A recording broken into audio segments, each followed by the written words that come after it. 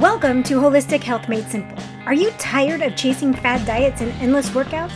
Frustrated and confused by the conflicting advice on health and weight loss? Well, you're not alone. I'm Jolene, a nutritional therapy practitioner, and I'm here to guide you on a different path through holistic wellness. Together, we'll blend ancestral wisdom with scientific principles, making health and weight loss a reality. Say goodbye to yo-yo dieting and hello to simple, individualized steps that will help you reach your goals. Let's explore the power of healing your gut, optimizing your metabolism, and embracing whole foods. Ready to make that personalized wellness a reality? Let's get started on your journey to real health. Hello. I'd like to welcome Kim to the show. She is going to walk us through what she does and what her business does, and then teach us the importance of functional movement. Hi, Kim. Welcome. Hi. Thanks for having me. Thank you for being here. So who are you and how did you get started in this? Yeah, so I'm Kim. My brother John and I have a business called Functional Fitness Solutions, and we help our clients to correct muscle imbalances through yoga, strength training, and assisted stretching. Awesome. So how long have you been doing this? About 2 years. Okay. We've both been in the fitness game for a while, but in business 2 years. In business. And what made you lean more towards functional movement than traditional personal training or training in general? So with ourselves and with our clients, we found that, we would go through movements that were supposed to strengthen our bodies, and we would end up injured inevitably. So we kind of brought it back to the basics. My brother is also an athletic trainer. So he works or used to work a lot on sidelines and with athletes getting injured, and he's worked in PT clinics. So he ended up coming at it from more of a rehabilitative approach. So yeah, that just kind of started us down the functional side of things. Awesome. I actually love that because I am the one that, at my older age decided I was working out really good. And then I'm like, I'm going to try some new movements. And the next thing you know, I was on the ground with a torn Achilles tendon for no reason. Like I didn't do any, it was just something because I hadn't over the years supported it, I guess. I don't know. But I think it happens more times than not. And they're just told, oh, it's just accumulative. You're just old. That's why it happened. And I'm like, that's not really reality for a lot of people. Exactly. And that's one of my big things is trying not to blame genetics and age. Sure, they play a part, but it's not the whole puzzle. It's just a couple of pieces. It's just a couple pieces, exactly. And how easy is it or hard, depending on how you want to look at it, for someone who maybe doesn't move to get back in the swing of things, to start supporting their body? I'm not talking about becoming a bodybuilder.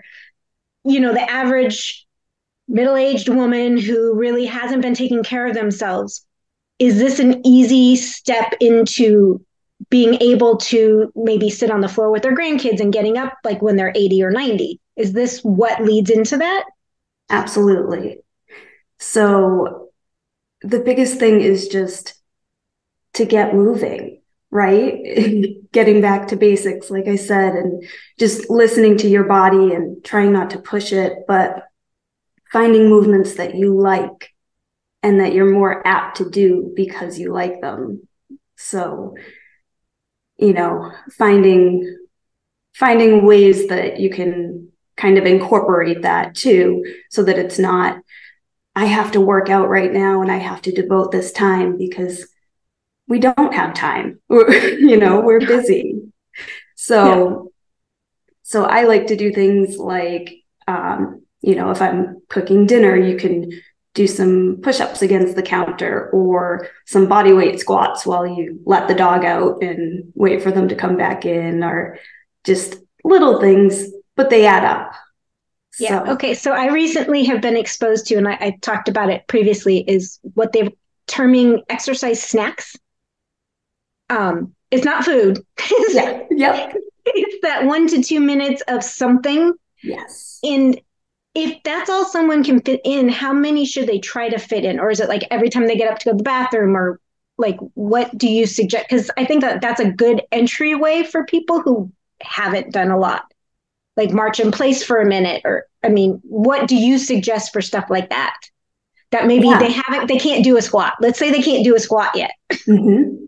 Yes. So, like you said, every time you get up, if you can, try to move your body in a different way than, while you were sitting, or, so we tend to live in a very anterior dominant world, meaning front facing. So we're always typing or on our phones or sitting, driving, watching TV. Everything we do is out in front of us. So if we can do things to counterbalance that, for instance, like if I'm brushing my teeth, I'm probably in a lunge, just trying to stretch my hips, or, like I said, those little things like waiting for your coffee to brew. Can you stand on one foot to increase your stability, and different things like that?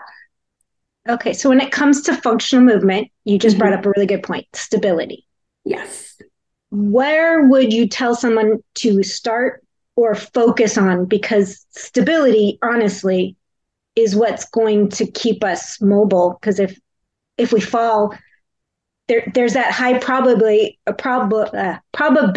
after 65 when you fall that you may never walk again.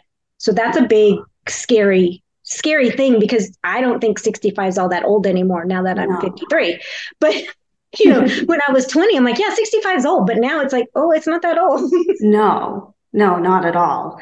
And that's just it. We are living longer. So the more that we can do now on a preventive level, the better we'll be. An object in motion, right? It stays in motion. But for stability, the two things are, like I said, balance testing.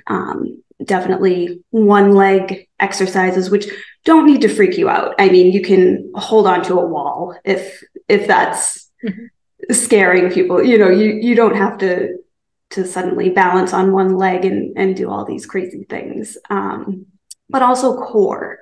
So strengthening the core muscles. And I'm not just talking about abs. Your core is everything all the way around in the center. So your abs, the sides of your body, your lower back, those areas are really going to be your internal core set and give you that stability while you reach for things, or just stand in general. It really helps with posture.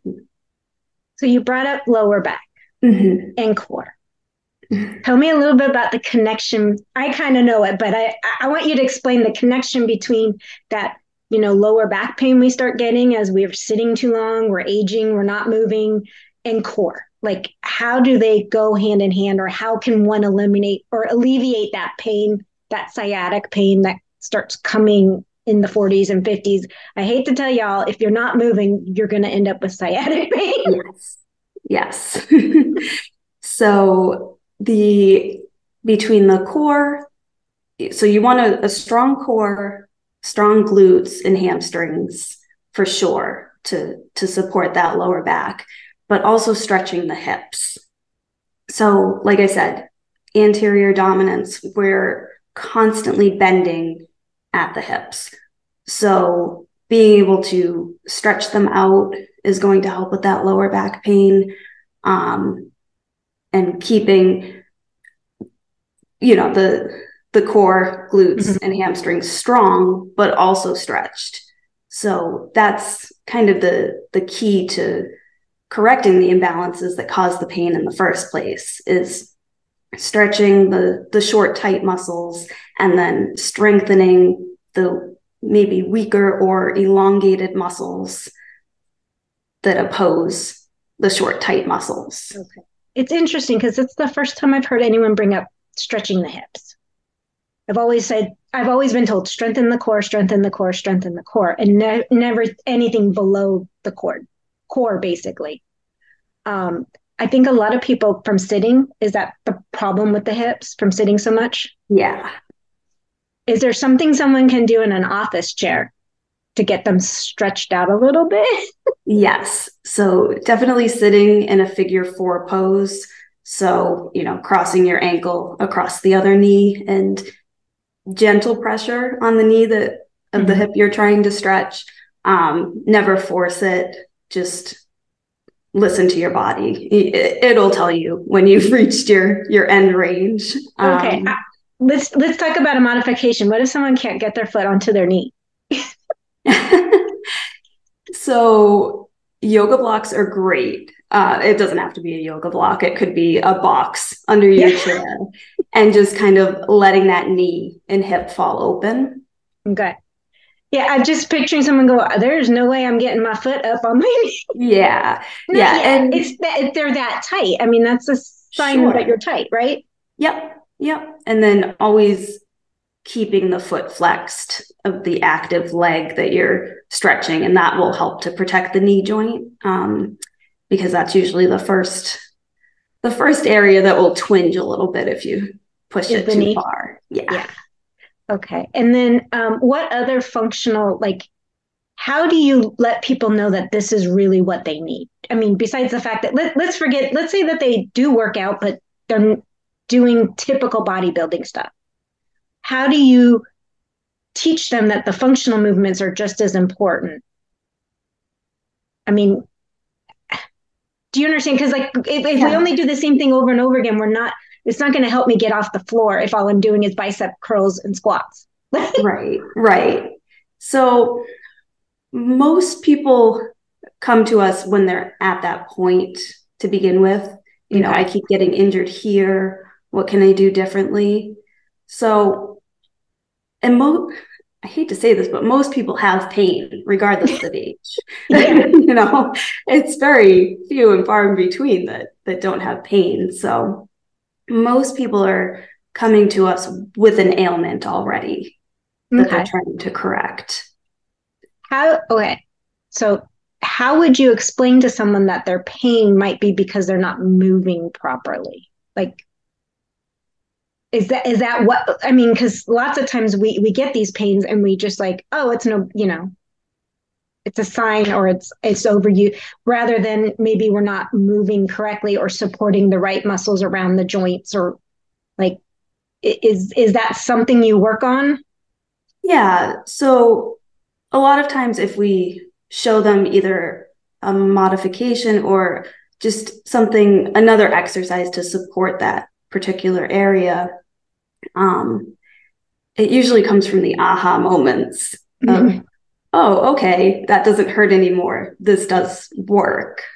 One that I can think of specifically is the rotator cuff. So many people don't train the muscles around the rotator cuff. It's an overlooked area. So to get someone to say, okay, now, you're telling me to do large movements to get my workout done faster, but now you want me to go back and do isolated.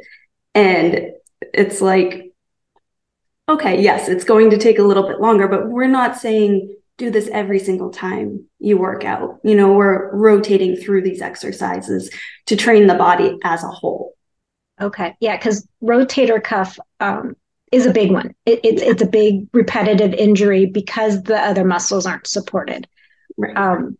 So what little movements do people do? Because I've actually personally know at least 6 people who have had to have their rotator cuff operated on. Not me, but repetitive injury. I mean, yes, repetitive injury for sure. So on top of fitness, I also work part-time as a dental hygienist, and talk about repetitive movement injuries. But a big one is, just reaching for the instruments, or if you don't have your light on your, a headlamp, if you're reaching for one overhead, that's a big one for the rotator cuff. Sports injuries, for sure, rotator cuff. and just falling, like we said before, it's instinct to put your arm out. And a lot of times that can injure the rotator cuff.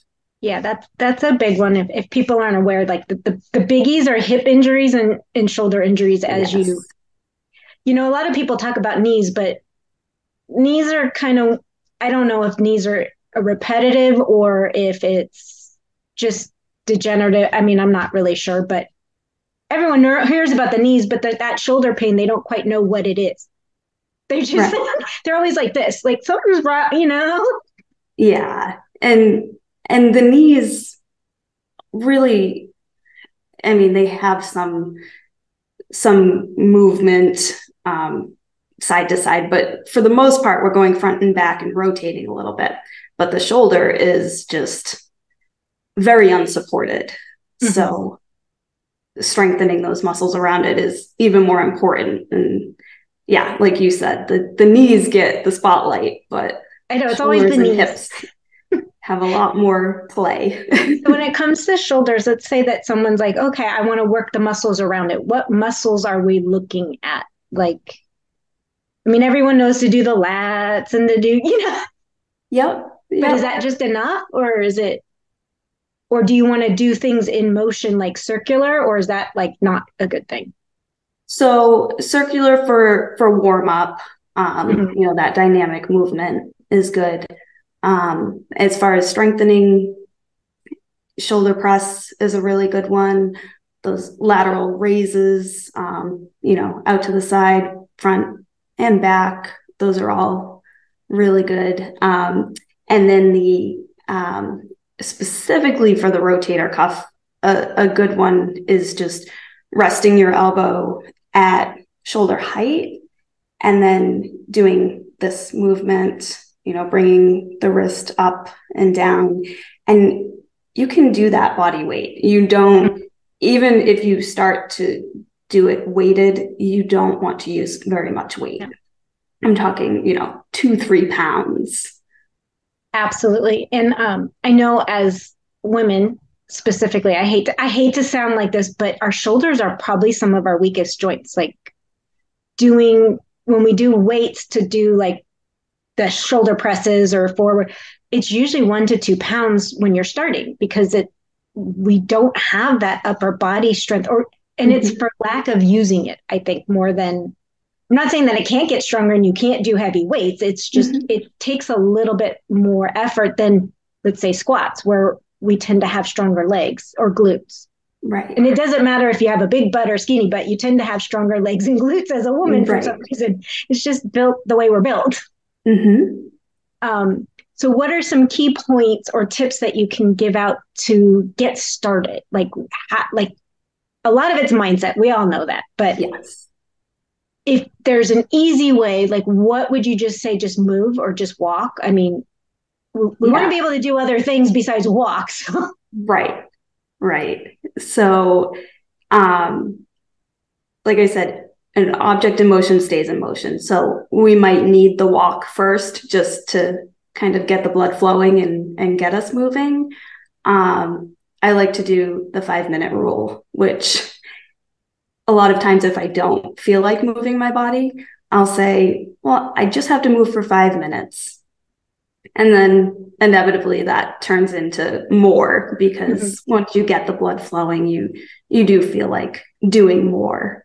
And then just making it work for you and your body, your energy level. You know, if all I have in me is 5 sun salutations, that's all I have in me for the day. But I've moved.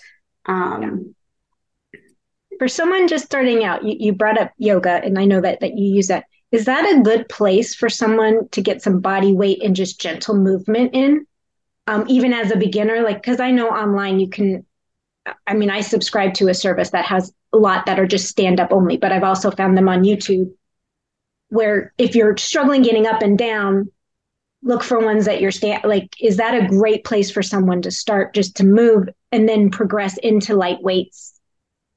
Or Absolutely. do you suggest to try to do both at the same time? No, I mean, I always say don't set yourself up for failure. So I think starting body weight is definitely the way to go. And for a lot, that's going to be yoga. Mm-hmm. It really does stretch and strengthen at the same time, which is amazing. And like we said, we don't have a ton of time. No. So the more we can get done at once, the better. Okay. And like on your site, do you have classes people can take, or is there a resource that they can find to just get started? Because I know a lot of people like think, oh, it's all about diet. I mean, I'm a nutritionist, but it's more than that. It like an exercise is not really, I mean, yes, you look better after exercise, but the goal should be better health and better movement and exactly functionality, not, oh, I'm going to burn this many calories. It doesn't work like that. So like, we got to get that out of everybody's mind, because it does not work like that. Agreed. Yes. Yes. So on our website, we work one-on-one with clients virtually and in person. And then I do have a digital yoga course coming out early 2024. I have a quick 10-minute video available for download, and that's on the website. We have a 5-minute video for lower back pain available for download. Yeah, so awesome. So any last minute tips you want to share? Do you have any? Otherwise, just tell us where we can find you, because I think people need to be able to find you to be able to use you. Yeah. So, I mean, definitely we say it all the time, just consistency is key, and just not having the all or nothing mindset. Every little bit counts, and everything is working toward your goal. So okay, I'm going to ask you a question before you get too far into that consistency. Yeah. When you say consistency, like if someone can only give 2 30-minute sessions or 2 or 3 15-minute sessions, they should just stick to that rather than giving up. Like, let's say they can only do a couple days a week, a few little short time. That's better than absolutely nothing. Is that what you're saying when it's consistent? Exactly. Like just try it. Like, don't say, oh, I can't do it, so I'm not going to do it. Right? Yep. Okay. Yep.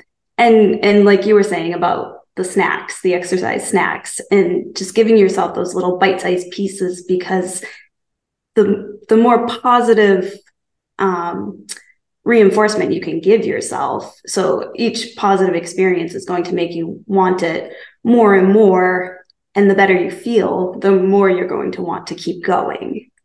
Absolutely. I love that. And it's just, I just think we just need to start. I mean, I even struggle. Like I struggle with consistency, but you can see behind me, I got my hula hoops out, and that's something I can do 5-10. I mean, literally only 5 or 10 minutes and then I'm dying, but it's something that I enjoy doing. So, it's fun. Find something that we can enjoy is a great one. Yeah.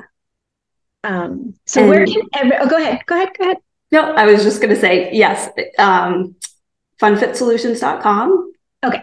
And Instagram and Facebook, we're at FunFit Solutions. Awesome. And I will link everything in the show notes. And you know what? We're coming up at the beginning of the year, and it's time for everybody just to start thinking, what can we incorporate? What can we add? Like, stop taking away. What can we add in just a little bit to make ourselves feel better and be functional? Yeah. Just getting out there and moving. For me, my big motivator, I'm in New England and it's freezing already. So to get myself out there, either running or walking, my dog, I mean, she looks at me with those sad eyes and she goes right to the cabinet where her leash is. And if I say, no, not today, she'll just give me the sad face until we get out there. So absolutely. I've got 2. So yeah. So finding what motivates you in that way. And then just giving ourselves the mental cues. So I guess my favorite tip for neck pain is anytime you come up to a red light, you can just tuck your chin a little bit and press your head into your seat back. And that helps to stretch and strengthen the cervical flexors of the neck. So finding little cues like that can remind you to do certain things throughout the day. Absolutely. And for anyone who's just listening on the podcast, we both did that whole pull the chin back double, making our double chin kind of thing. So that's why we were laughing. Thank you so much, Kim, for your time. And I will link everything in the show notes so everyone can find you. I appreciate your spending a little time on this chilly day. I'm in California and it's still chilly and windy today for us. And thank you so much. And I will hopefully see you soon. Yes. Thanks for having me. Thank you. Bye. Bye. Thanks for listening in today. I hope you got some nuggets to take on your health journey. Remember, this podcast is for educational and entertainment purposes. No medical advice is being given. By listening to this podcast, you agree to the full disclaimer, which is linked in the show notes. If you found this podcast helpful, could you take 30 seconds and leave a review? Your feedback means the world to me, and it helps others discover my show. Once again, thank you for being part of my community. Until next time, have a blessed day.